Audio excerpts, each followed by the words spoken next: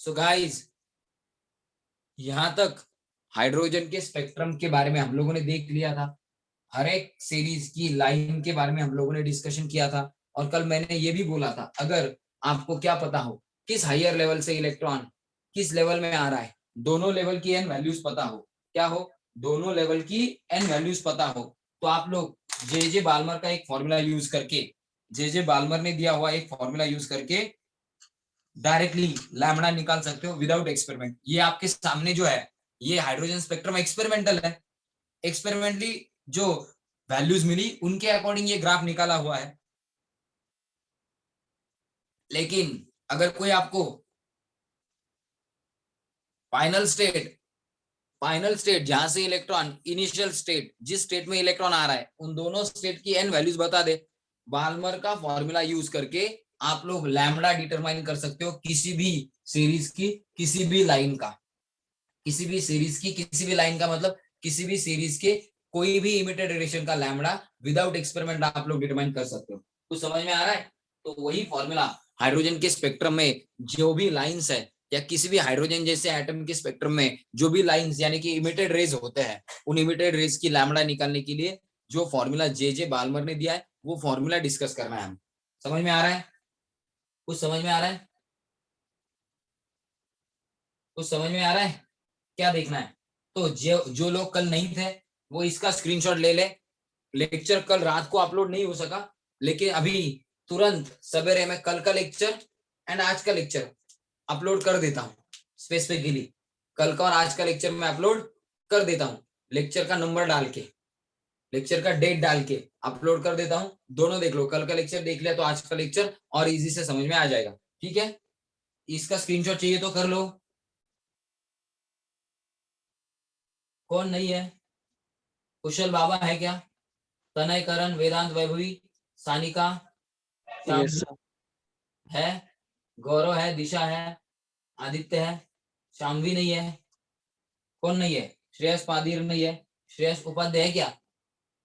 इस उपाध्याय को बुलाओ रे, टाइम ही वेस्ट करता है।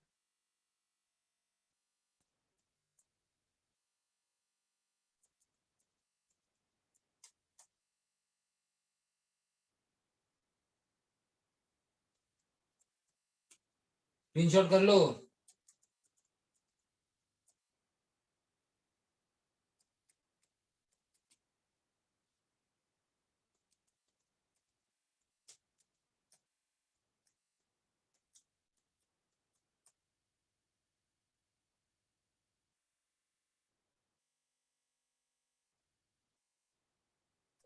हो गया सर। हो गया?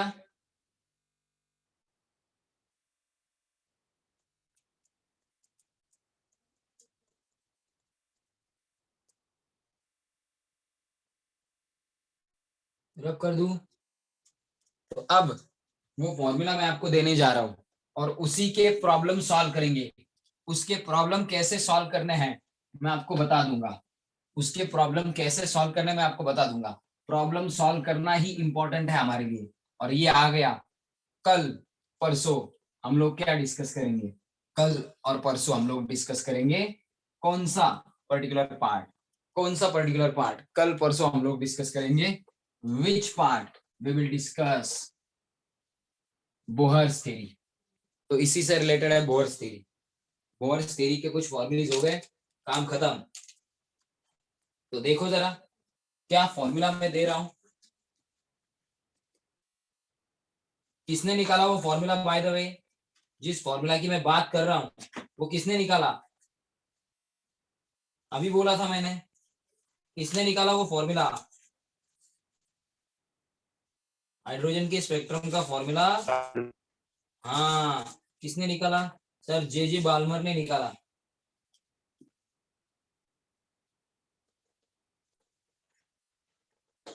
जे जे बाल्मर। किसमें, किस साल में? देखो जरा ध्यान से, हम लोग तो तब थे भी नहीं। 19 1885 में derived a formula, derived a formula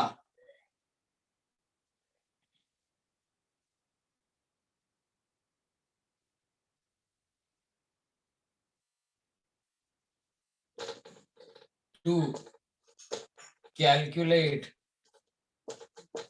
wave number यानी कि न्यू बार और लैम्बडा ऑफ स्पेक्ट्रल लाइन। अब स्पेक्ट्रल लाइन का मतलब क्या, स्पेक्ट्रा में जो इमिटेड रेडिएशन है वो लाइन के फॉर्म में दिखते हैं ना, यानी कि इमिटेड रेडिएशन, इमिटेड रेडिएशन है कि स्पेक्ट्रल लाइन की लैम्बडा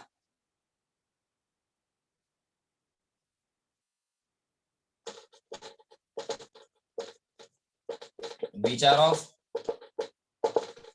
visible type,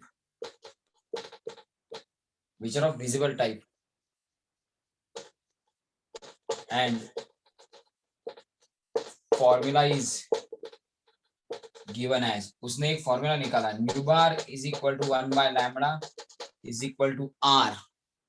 आर क्या है बता दूंगा, आर एच यानी कि रीडबर्ग्स कांस्टेंट है इनटू एक्चुअल जेड स्क्वायर यानी कि एटॉमिक नंबर, लेकिन हाइड्रोजन के लिए एटॉमिक नंबर 1 होता है तो जेड लिया नहीं है या यहाँ पे दिखाया नहीं है, इनटू 1 अपॉन n1 कितना होता है भाई, n1 2 लिया जाता है किसके लिए, बाल्मर सीरीज ऑफ लाइन के लिए, for Balmer series of lines n1 is equal to 2 ऐसा लेके, and n2 is equal to क्या 3 4 5 6 एक्सेट्रा लेके न्यू बार यानी कि 1 बाय लैम्बडा निकाला जा सकता है। 1 बाय लैम्बडा पता चल गया तो रेसिप्रोकल लेके लैम्बडा भी निकाला जा सकता है। लैट्रॉन रीडबर्ग, यही इक्वेशन को रीडबर्ग ने जिसका फॉर्मूला या जिसका कांस्टेंट यहाँ पे यूज किया जाता है, इसकी वैल्यू होती है रीडबर्ग्स कांस्टेंट की वैल्यू होती है 109677 सेंटीमीटर इनवर्स। ये जो रीडबर्ग है इसी ने इस फॉर्मूला को मोर जनरल बनाया। This formula later on was converted to more general formula to determine nu bar or 1 by lambda of spectral line of spectrum of any hydrogen like species. किसी भी हाइड्रोजन लाइक स्पेसीज का spectrum यानी कि graph, emitted radiation का graph यानी कि spectrum आपके पास है। हाइड्रोजन जैसे किसी भी एटम के इमिटेड रेडिएशन का ग्राफ यानी कि स्पेक्ट्रम आपके पास है।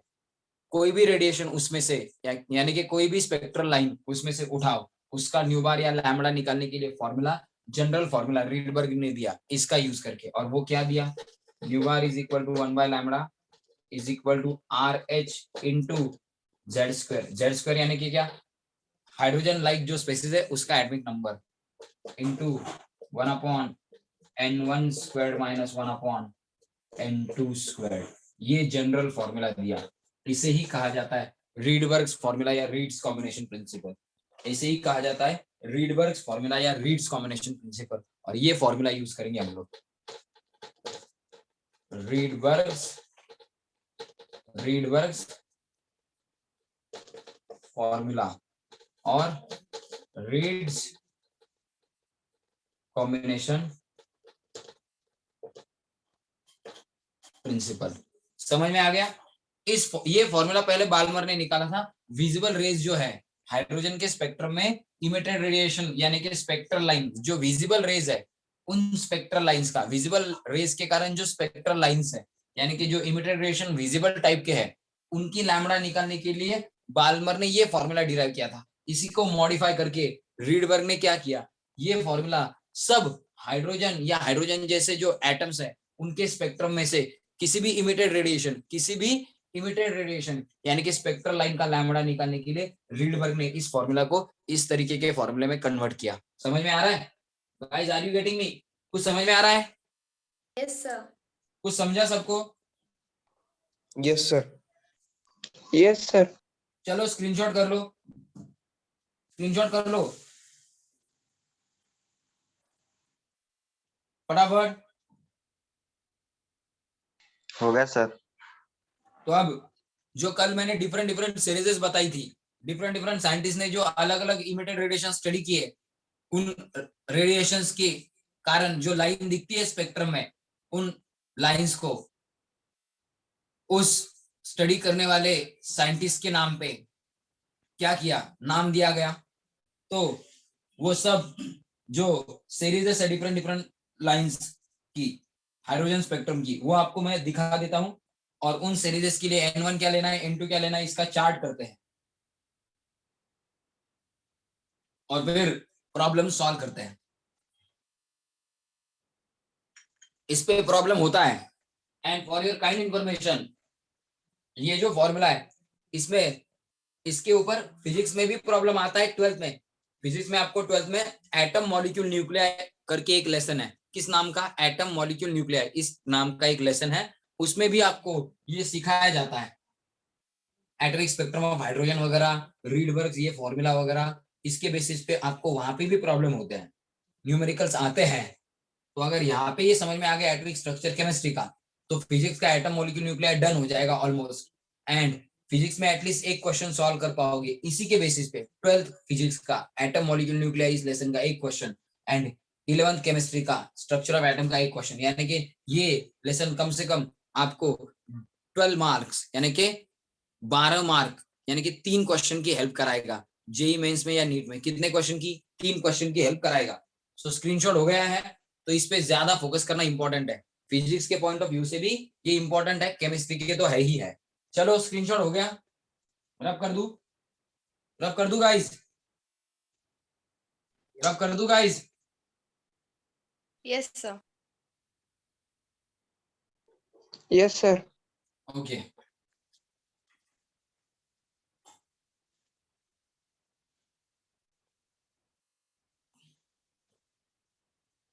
देखो गाइस, मैं वीडियो कंटिन्यूअसली अपलोड क्यों नहीं कर रहा हूं अब?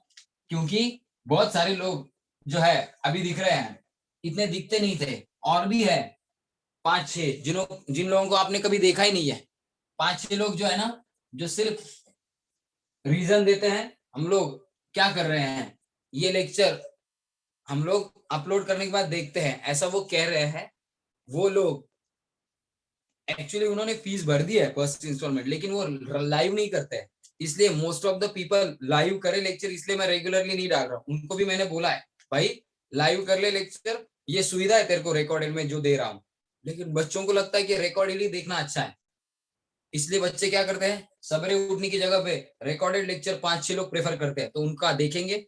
अगर वो लाइव नहीं करेंगे, मतलब लाइव लेक्चर नहीं करेंगे, तो उसका फायदा नहीं होगा।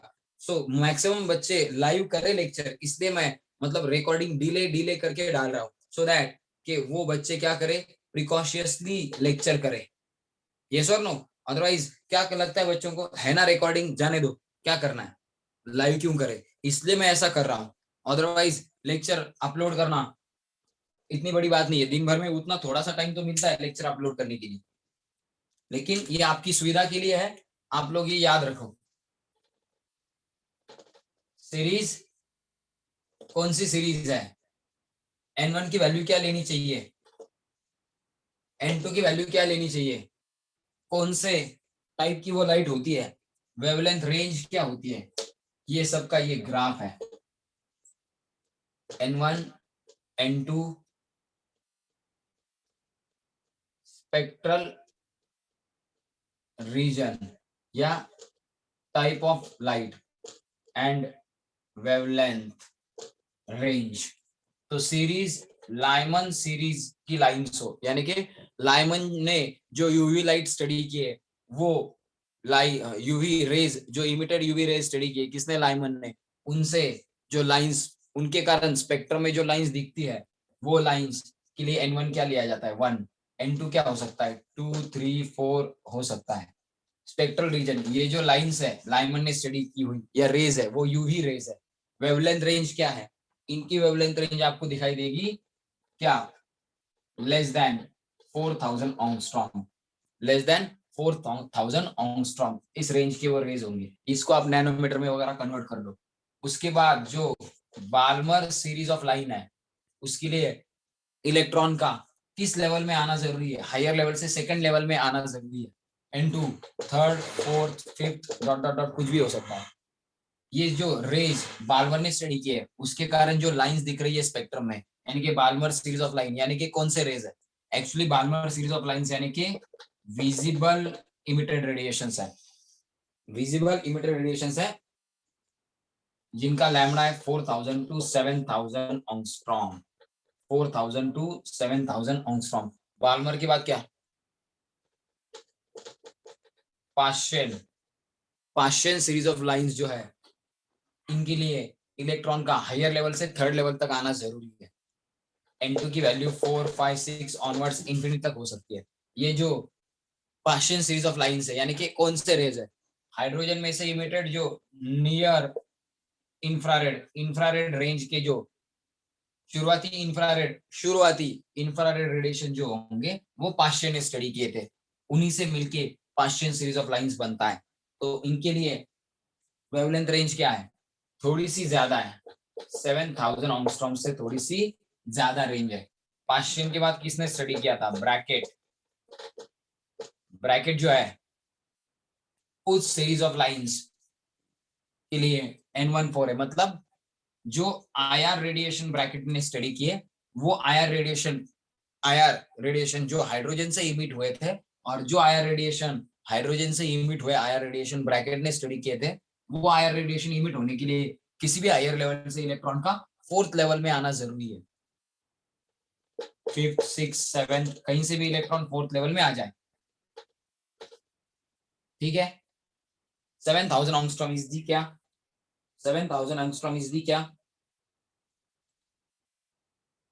7000 ऑंगस्ट्रॉम इज दी क्या, पाश्चेन के लिए वेवलेंथ रेंज है। तो इसके लिए क्या है, 7000 ऑंगस्ट्रॉम से ग्रेटर ही है, लेकिन इस रेंज से थोड़ी ज्यादा रेंज होगी, इस रेंज से थोड़ी ज्यादा रेंज होगी। तो 7000 ऑंगस्ट्रॉम उन्होंने कहा है, 7000 ऑंगस्ट्रॉम से ज्यादा, यानी कि एग्जैक्टली बतानी हो तो मैं आपको बता दूंगा रेंज, रुको बता दूंगा रेंज, रुको।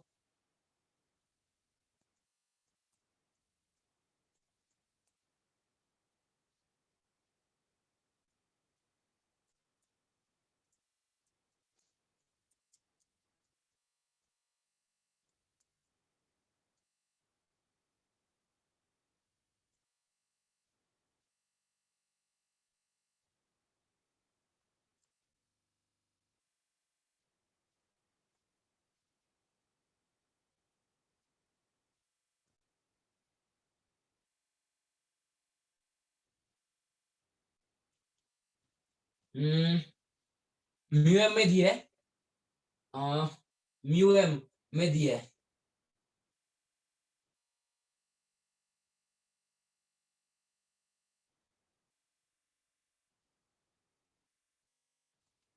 वो म्यू एम में है 4.05 mu M to 1.46 mu M micrometre, इस रेंज में। तो यानी कि क्या रेंज है, क्या रेंज हुई,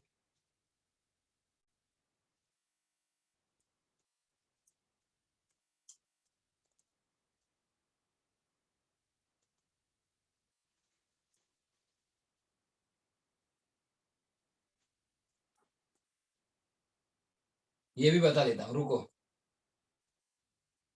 यानी कि अराउंड अराउंड 45,000 ऑंगस्ट्रॉम टू 45,000 ऑंगस्ट्रॉम टू क्या,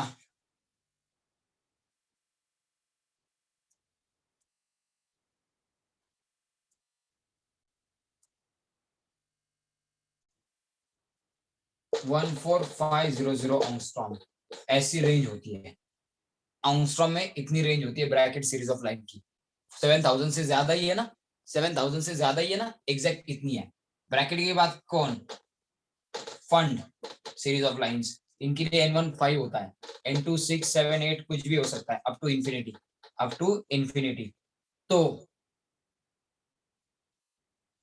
जब किसी भी हायर लेवल से इलेक्ट्रॉन 5th शेल तक आएगा तब जनरली वो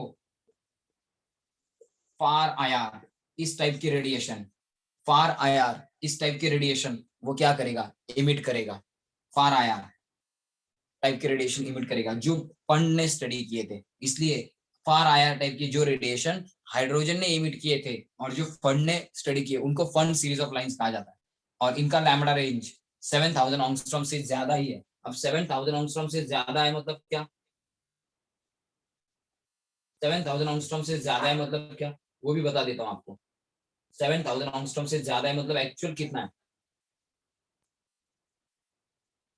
7000 एंगस्ट्रॉम से ज्यादा है मतलब कितना है वो भी बता देता हूँ मैं आपको, रुको।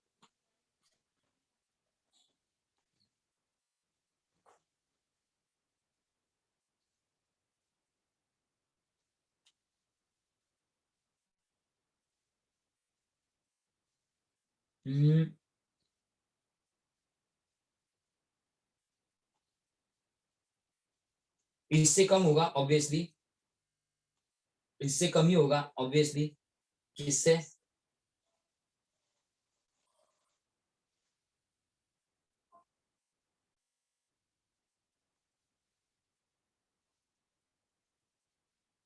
Seven point four six to 2.28, 7000 से ज्यादा है मतलब क्या, 7.2 mu M to 2.8 mu M, इस रेंज तक, इस रेंज तक स्प्रेड है, इस रेंज तक स्प्रेड है।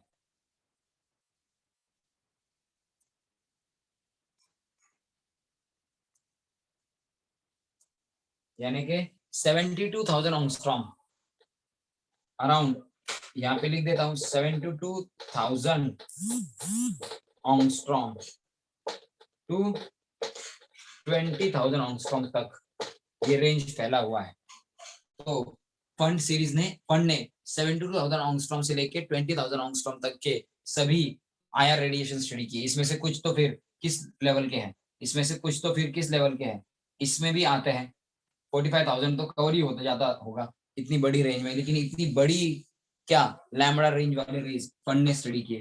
तो आपको इससे जरूरी, इससे मतलब नहीं है, जस्ट मैंने आपको सीरीज का अपर एंड लोअर लिमिट बता दिया, वेवलेंथ रेंज का अपर एंड लोअर लिमिट बता दिया। सो ये डिफरेंट डिफरेंट सीरीजेस है, उनके लिए N1 खाली आपको ध्यान में रखना है। क्या ध्यान में रखना है, N1। N2 कैसे निकालना है, स्पेक्ट्रल रीजन किसको बिलोंग करता है, ये तो इजी है। लाइमन सीरीज लाइंस यानी कि यूवी रेज होते हैं, बाल्मर सीरीज यानी कि विजिबल होते हैं। पास्शन के लिए नियर आईआर, ब्रैकेट के लिए आईआर, एंड फंड के लिए कौन सा, फार आईआर। तो ये किस टाइप के रेज होते हैं ये तो आपको पता है। ये N1 खाली याद रखना है सीरीज के लिए। N2 कैसे निकालना है ये मैं बता दूंगा। So have you got the series of line, कौन सी सीरीजेस है हाइड्रोजन स्पेक्ट्रम में इमिटेड रेडिएशंस की, कौन सी सीरीजेस है, उनके लिए N1 क्या है, उनके स्पेक्ट्रल रीजन क्या है, उनकी लैम्बडा रेंज का एटलीस्ट अंदाजा तो आ गया, कुछ अंदाजा आ गया गाइस, कुछ अंदाजा आया। सिर्फ इतना याद रखो, हर एक सीरीज लाइन के लिए N1 क्या होना चाहिए, एंड वो जो इमिटेड रेडिएशन हर एक सीरीज लाइन वाले साइंटिस्ट ने जो इमिटेड रेडिएशन स्टडी किए वो कौन से टाइप के हैं, एटलीस्ट ये एक चीज और ये रीजन इतना याद रखो। N2 कैसे निकालना है ये मैं आपको बता दूंगा, गिवन डेटा से N2 कैसे निकाला जाता है ये मैं आपको बता दूंगा। एटलीस्ट हर एक सीरीज लाइन के लिए N1 क्या होता है, कौन सी सीरीज का किस टाइप का रे कब इमिट होता है, उसके लिए N1 क्या होना चाहिए ये तो पता चला। लाइमन सीरीज लाइन के लिए N1 1 होना चाहिए, बाल्मर के लिए N1 2 होना चाहिए, पास्टियन के लिए 3, ब्रैकेट के लिए 4, फंड के लिए 5 होना चाहिए। ये समझ में आया? Yes sir. इतना, ये पहले दो वाले चार्ट समझ में आ गए ना, बाकी आपको आ जाएगा। बाकी तो ये कैलकुलेट करके ही निकालने वाले हो वेवलेंथ, तो इसका रेंज याद रखने की जरूरत नहीं है, इसका रेंज याद रखने की जरूरत नहीं है, ये कैलकुलेट करके निकाल सकते हो। एंड स्पेक्ट्रल रीजन ये भी याद रहते रहते आ जाएगा। चलो स्क्रीनशॉट कर लो, दिस इज जस्ट क्या एज एन एग्जाम्पल, आपको पता चले इसलिए मैंने ये दिया है। अब हम लोग प्रॉब्लम सॉल्व करेंगे ना, तो आपको ये पता चल जाएगा कि ये मैंने चार्ट में डायरेक्टली कैसे दिया है, सॉल्व करने के बाद ही ये आया है। तो चलो फटाफट स्क्रीनशॉट कर लो इसका, this is not a big deal.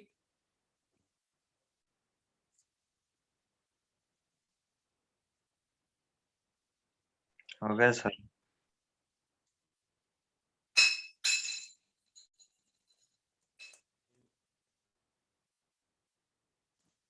रब कर दूं? चलो अब प्रॉब्लम सॉल्व करेंगे, और ये प्रॉब्लम जरा सीरियसली ले लो, ये प्रॉब्लम जरा सीरियसली ले लो, सो दैट एग्जाम में कोई दिक्कत ना हो। क्योंकि इस मंडे या संडे को आपका जितना भी ये पार्ट हुआ है एक्सपेरिमेंटल डिस्कवरीज, ये जो पार्ट हुआ है, जितना भी हुआ है, उसके ऊपर आपको क्या करना पड़ेगा, पेपर देना पड़ेगा। फाइनली जब ये पूरा हो जाएगा तो आपको क्या देना पड़ेगा, पूरा स्ट्रक्चर ऑफ एटम कंप्लीट, उसके ऊपर एक पेपर तो देना पड़ेगा। एटलीस्ट 2 पेपर आपको देने ही पड़ेंगे। कितने पेपर? 2, 3 भी हो सकते हैं। तो आगे इस मंथ के 2 पेपर या 3 पेपर मैं आपको ऑलरेडी शेड्यूल में दे के रखूंगा, and that schedule you have to follow. ठीक है, तो चलो क्वेश्चन सॉल्व करते हैं। चलो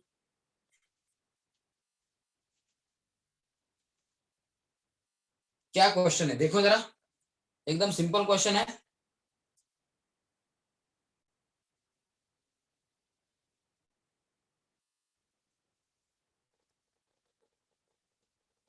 न्यूमेरिकल्स बेस्ड ऑन क्या? Hydrogen spectrum. एंड किसके ऊपर न्यूमेरिकल बेस? रीडबर्ग्स फॉर्मूला पे बेस हम लोग क्या करेंगे, न्यूमेरिकल सॉल्व करेंगे। चलो पहला न्यूमेरिकल बोल दूं, कैलकुलेट दी वेवलेंथ, एकदम simple numerical, calculate the wavelength of first line. अब जब फर्स्ट लाइन कहा जाता है तो N2 निकालना आसान है। First line of Balmer series, वो भी बाल्मर सीरीज बोला है, Balmer series of hydrogen spectrum. Hydrogen spectrum में से बाल्मर सीरीज की जो लाइंस है, बाल्मर सीरीज की, उनमें से फर्स्ट लाइन की लैम्बडा निकालने को बोला है। तो सिंपल वर्ड में लिख देता हूं, हाइड्रोजन स्पेक्ट्रम में जो भी बाल्मर सीरीज की लाइंस यानी के emitted radiation, emitted visible radiation, जो बाल्मर ने स्टडी किए,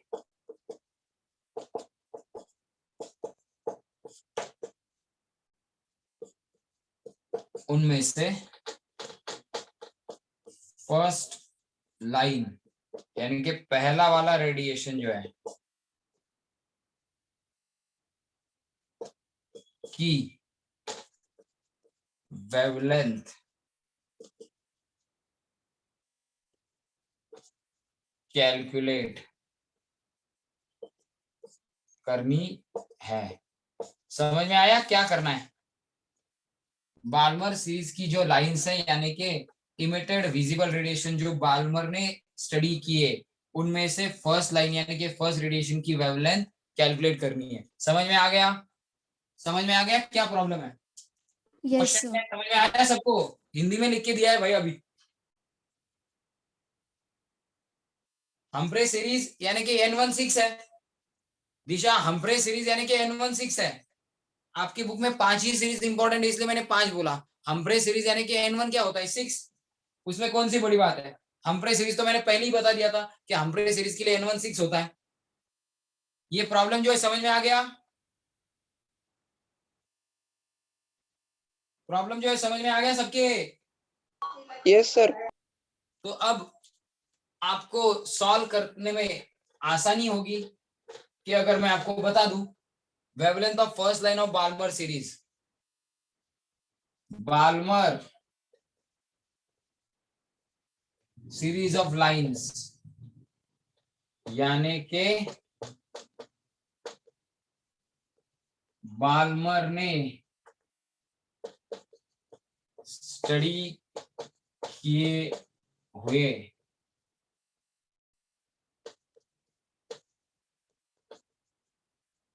इमिटेड विजिबल रेडिएशन, किसमें से? From hydrogen.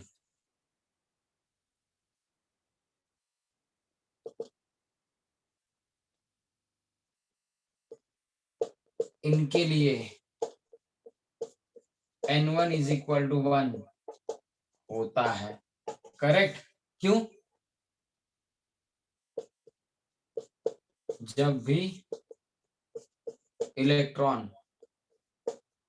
किसी भी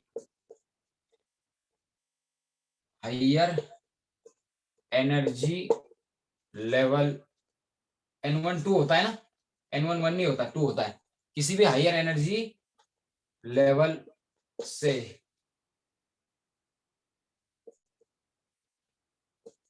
second lower energy level N1 is equal to 2 तक आता है तो वो विजिबल रेडिएशन एमिट करके ही आता है। इसीलिए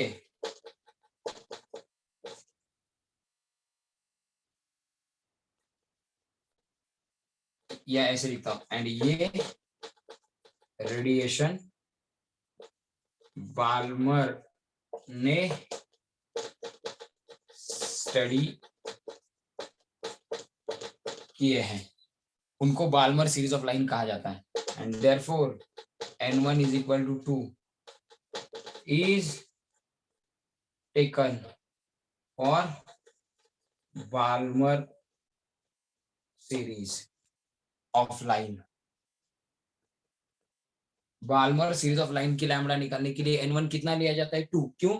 ये ऑब्जर्व किया है कि किसी भी हायर लेवल से इलेक्ट्रॉन अगर लोअर लेवल 2 में आ जाए, किस लोअर लेवल में आ जाए? सेकेंड लोअर लेवल, यानी कि N1 इज इक्वल टू 2 में आ जाए, जिस लोअर लेवल का N वैल्यू 2 है उस लेवल में इलेक्ट्रॉन आ जाए किसी भी हायर लेवल से, तब वो विजिबल रेडिएशन इमिट करता है। तब वो कौन से रेडिएशन इमिट करता है? Visible radiation. और इन्हीं का स्टडी बाल्मर ने किया है, इसलिए बाल्मर सीरीज के लिए N1 इज इक्वल टू 2 लिया जाता है। जब हायर लेवल से सेकेंड लेवल तक ट्रांजिशन होता है तभी जाके विजिबल रेडिएशन इमिट होते हैं जो बाल्मर ने स्टडी किया है। इसीलिए N1 इज इक्वल टू 2 लिया जाता है for Balmer series of line. समझ में आ गया? समझ में आ गया? समझ में आ गया जो मैं बोल रहा हूं? समझ में आया जो मैं बोल रहा हूं? Yes sir. हाँ सर। तो N1 कितना लेना है? 2। क्यों लेना है? समझ में आ गया? क्यों लेना है? समझ में आ गया? तो चलो स्क्रीनशॉट करो। N2 क्या लेना है बोल देता हूं। यहाँ पे उन्होंने क्लियरली इंडिकेट किया है फर्स्ट लाइन, और यही क्लू है N2 निकालने का। N1 तो फिक्स है, बाल्मर सीरीज ऑफ लाइन कहा, N1 2 हो गया। N1 कितना लेना है? 2। लेकिन फर्स्ट लाइन कहाँ है, यानी कि पहला इमिटेड रेडिएशन कहाँ है, उसके लिए हम लोगों को N1 तो पता है, N2 पता नहीं है। वो कैसे निकालना है बता देता हूँ। चलो इसका स्क्रीनशॉट करो। Done sir. कितना आया नहीं पता? ठीक है, स्क्रीनशॉट लिया, रब कर देता हूं मैं, रब कर देता हूं मैं। लॉजिक में बता रहा हूं इसलिए जरा ध्यान से देखो। लॉजिक में बता रहा हूं इसलिए जरा ध्यान से देखो। आपको इसके पीछे का लॉजिक मैंने बता दिया, N1 लेने के पीछे का। अब जरा ध्यान दोगे तो N2 भी पता चल जाएगा। सॉल्यूशन में आगे क्या लिख रहा हूं मैं, देखो, for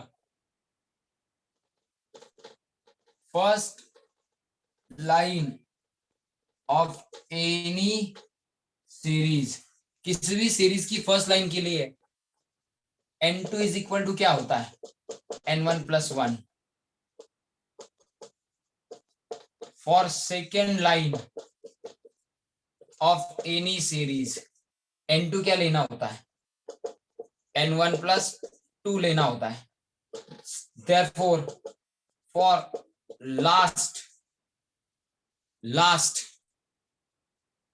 line, for last line यानी कि क्या, शॉर्टेस्ट लास्ट लाइन यानी कि शॉर्टेस्ट वेवलेंथ लाइन, किसी भी सीरीज की शॉर्टेस्ट वेवलेंथ लाइन के लिए यानी कि रे के लिए N2 क्या होता है, इंफिनिटी। समझ में आ गया फंडा समझ में आ गया। फर्स्ट लाइन यानी कि लॉन्गेस्ट लैम्बडा वाली लाइन, लॉन्गेस्ट लैम्बडा वाली लाइन के लिए यानी कि फर्स्ट लाइन के लिए किसी भी सीरीज की N2 क्या लिया जाएगा, N1 प्लस 1 कर दो। सेकेंड लाइन के लिए N1 प्लस 2 कर दो। Shortest wavelength line, shortest wavelength जिसकी है ऐसा रे यानी कि लास्ट जो रे है उसके लिए N2 क्या लेना पड़ेगा, इंफिनिटी। N2 क्या लेना पड़ेगा, इंफिनिटी। तो N2 की वैल्यू कैसे निकालनी है, समझ में आ गया, कुछ समझा रे गाइस, कुछ समझा? Yes, sir. Yes, sir. कुछ समझा? वैभवी, जेनिफर, करण, तनय, Yeah. कुशल, आदित्य, आर्य, अथर्व, दीक्षा, दिशा, वैभवी, श्याम, कुछ समझ में आ रहा है? Yes, sir. N2 की वैल्यू कैसे लेनी है समझ में आ रहा है? N1 तो फिक्स होता है हर सीरीज के लिए, N2 कैसे लेना है ये समझ में आ गया। Therefore, for first line of Balmer series N1 हो गया 2, N2 हो गया 3, बराबर। कैसे, N1 प्लस 1 यानी कि 2 प्लस 1 यानी कि 3 हो गया। Therefore, nu bar is equal to 1 by lambda is equal to Rydberg's formula. Z तो हाइड्रोजन के लिए कितना है, 1 ही है, इंटू 1 अपॉन N1 का स्क्वायर माइनस 1 अपॉन N2 का स्क्वायर। तो चलो देखते हैं कितना आता है। 1 by lambda is equal to nu bar is equal to 109677 centimetre inverse into Z कितना है, 1 ही है हाइड्रोजन के लिए, इंटू 1 अपॉन N2 यानी कि क्या, 2 का स्क्वायर माइनस 1 अपॉन 3 का स्क्वायर। तो कितना आता है, 109677 सेंटीमीटर इनवर्स इंटू 1 का स्क्वायर 1 ही है, 1 upon 4 minus 1 upon 9, 9 minus 4 upon 36 आएगा। 109677 इंटू 9 माइनस 4 बाय 36 यानी कि 5 बाय 36 आया ना, इसकी वैल्यू यही आती है ना, बराबर ना। तो कैलकुलेट करना कौन सा बड़ी बात है भाई, कैलकुलेट करना कौन सा बड़ी बात है, करोगे आप कैलकुलेट?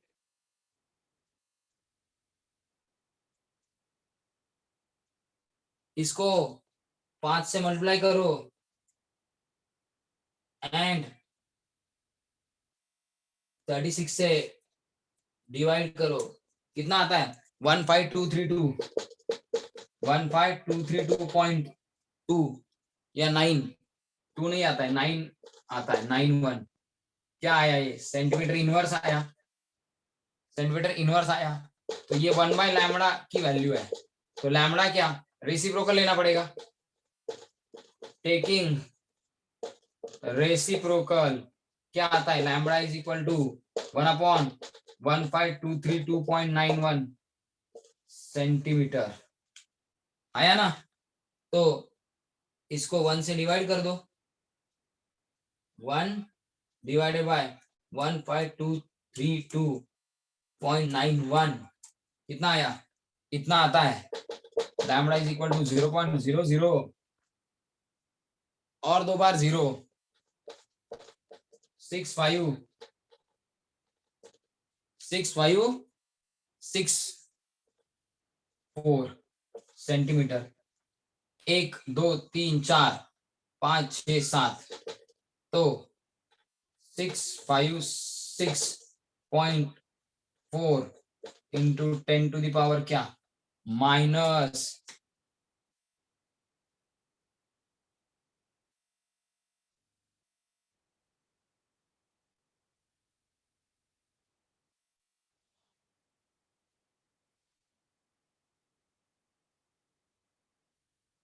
-7 सेंटीमीटर। अब इतना सेंटीमीटर यानी कि मीटर में कितना आएगा, मीटर में कितना आएगा रे, सेंटीमीटर का मीटर करना है और 2 से डिवाइड करना पड़ेगा, यानी कि 656.4 इंटू 10 टू पावर -9 मीटर। अब इतना मीटर आ जाना, इतना मीटर आ जाना, यानी कि 10 टू पावर -9 मीटर, यानी कि नैनोमीटर में कितना, 1 नैनोमीटर यानी कि 10 टू पावर -9 मीटर होता है, 1 नैनोमीटर यानी कि 10 टू पावर -9 मीटर होता है। तो ये 10 टू पावर -9 मीटर तो है ही, यानी कि जितना ये वैल्यू है उतना ही नैनोमीटर आएगा। 656.4 नैनोमीटर, 656.4 नैनोमीटर है कि नहीं लैम्बडा, 656.4 नैनोमीटर। और ये 656 नैनोमीटर ये वैल्यू किसके बीच में आती है, 400 टू 750 नैनोमीटर के रेंज के बीच में आती है। ये लैम्बडा वैल्यू जो आई है वो 400 नैनोमीटर टू 750 नैनोमीटर इस रेंज के अंदर, यानी कि विजिबल रेंज के अंदर आती है। कौन से रेंज के अंदर आती है, विजिबल रेंज के अंदर, यानी कि ये रे विजिबल रे ही है, ये spectral line visible spectral line ही है, यानी कि विजिबल रे ही इमिटेड है। तो इसका मतलब ये बाल्मर सीरीज की ही लाइन है, ये प्रूव हो गया। अगर लैम्बडा 400 नैनोमीटर टू 700 नैनोमीटर के रेंज में लैम्बडा की वैल्यू नहीं आती तो हम लोग कहते कि ये विजिबल लाइट नहीं है, लेकिन ये विजिबल लाइट ही है। हैव यू गॉट दिस, समझ में आ गया कैसे सॉल्व किया, Yes, Yes, sir. sir. Guys समझ में आ गया कैसे सॉल्व किया, सबको समझा,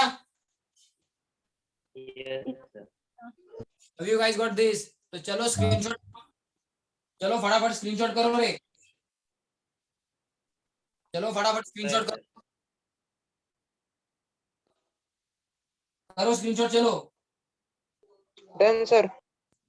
तो नीचे एक सेंटेंस लिखना है, आप घर पे ध्यान से जब इसके नोट्स बनाओ तो एक सेंटेंस लिखना है, this lambda value of first ray या first line, this lambda value of first ray या first line of Balmer series, this lambda value of first ray या फिर फर्स्ट रेडिएशन या फिर first line of Balmer series is in between the range 400 to 750, in between the range 400-750 nanometre, इस range के बीच ये lambda value आ रही है। therefore this line और this ray belongs to visible region, this ray belongs to visible region, यानी कि ये रे विजिबल लाइट का ही रे है। and this proves that this is indeed a Balmer series of line, this is indeed a Balmer series of line। समझ में आ गया, इसका मतलब ये बाल्मर सीरीज की ही लाइन है, ये प्रूव हो गया। ऐसा आपको लिखना है, समझ में आया, क्या लिखना है एंड को, मैंने यहाँ पे लिख के नहीं दिया, मैंने ओरली बताया क्या लिखना, समझ में आ गया,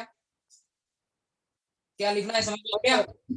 चलो स्क्रीनशॉट हो गया है, स्क्रीनशॉट हो गया, हाँ सर। श्रेयस समझ में आया ना,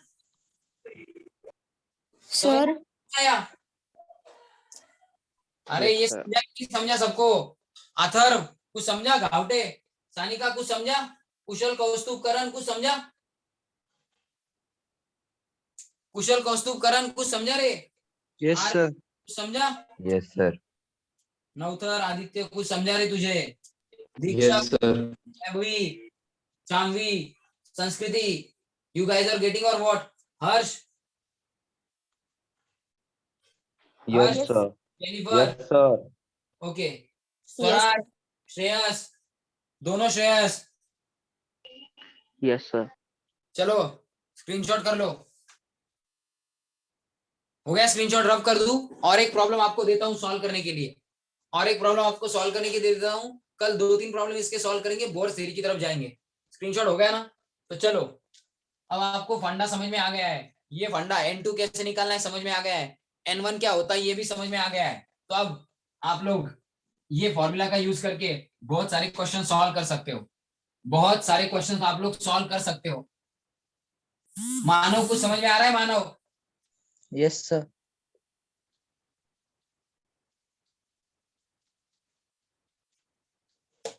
तो चलो और एक क्वेश्चन देता हूं, और एक क्वेश्चन आपको देता हूं मैं।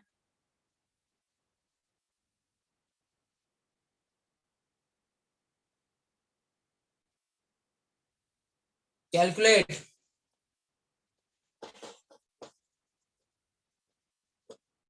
क्या the shortest wavelength, the shortest wavelength radiation और line of Lyman series, of Lyman series. अब किसी भी सीरीज का शॉर्टेस्ट वेवलेंथ रेडिएशन होने दो, N2 कितना लोगे, N2 कितना लोगे रे, किसी भी सीरीज का शॉर्टेस्ट वेवलेंथ लाइन हो तो N2 कितना लोगे, शॉर्टेस्ट वेवलेंथ यानी कि लास्ट लाइन, शॉर्टेस्ट वेवलेंथ यानी कि last line, sir infinity, N2 कितना लोगे, infinity sir, Infinity. Lyman series के लिए N1 क्या होता है 1, N1 क्या होता है 1, रीडबर्ग कांस्टेंट तो फिक्स है 109677। सॉल्व कर सकते हो कि नहीं, सॉल्व कर सकते हो कि नहीं, आया ना हाँ सर। सर ट्राई करेंगे। सर, ट्राई करेंगे, ठीक है, देखते हैं, ट्राई करो, ट्राई करो, चलो ये घर पे ट्राई करो, डोंट वरी। अब आपका टाइम हो चुका है दूसरे लेक्चर का या कॉलेज के लेक्चर का, तो ये घर पे ट्राई करो और कल ये और एक ऐसे 2-3 प्रॉब्लम सॉल्व करेंगे फटाफट, एंड फिर रिमेनिंग टाइम में बोहर्स थ्योरी का इंट्रोडक्शन वगैरह देखेंगे कल, और परसों बोहर्स थ्योरी खत्म हो जाएगी, बोहर्स थ्योरी खत्म हो जाएगी, ठीक है। चलो, this is enough for today guys, bye everyone. Thank you Bye, sir. sir. Hope आप लोगों को ये समझ में आ रहा हो, और जो मैंने आपको नोटिफिकेशन भेजा है कल बड़ा, वो पढ़ो एंड उसके अकॉर्डिंग क्या करो, सेकेंड इंस्टॉलमेंट के लिए घर पे बोल दो। चलो बाय एवरीवन।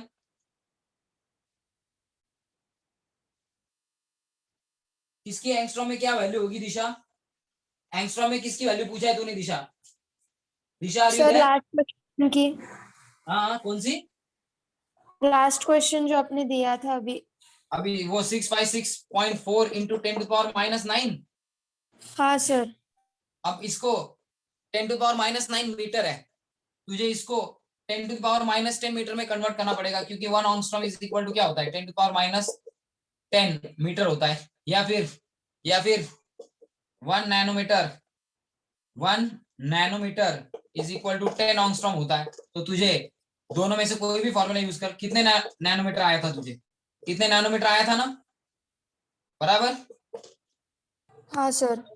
इतना नैनोमीटर आया था ना, नैनोमीटर में किया था ना तूने ये, तो ये कैंसिल हो गया और तुझे नैनोमीटर कितना आ गया 656.4 नैनोमीटर, इसको 10 से मल्टीप्लाई कर दे, 6564 एंगस्ट्रॉम, इतना आंसर आएगा, 6564 एंगस्ट्रॉम इतना आंसर आएगा, है ना। Okay sir. एंगस्ट्रॉम में कितना आएगा, नैनोमीटर के 10 टाइम, नैनोमीटर के 10 टाइम्स आंसर किस में आएगा, एंगस्ट्रॉम में, समझ में आ गया। हाँ सर। चलो तो ठीक है, ये प्रॉब्लम घर पे सॉल्व करो, बाय एवरीवन। यस।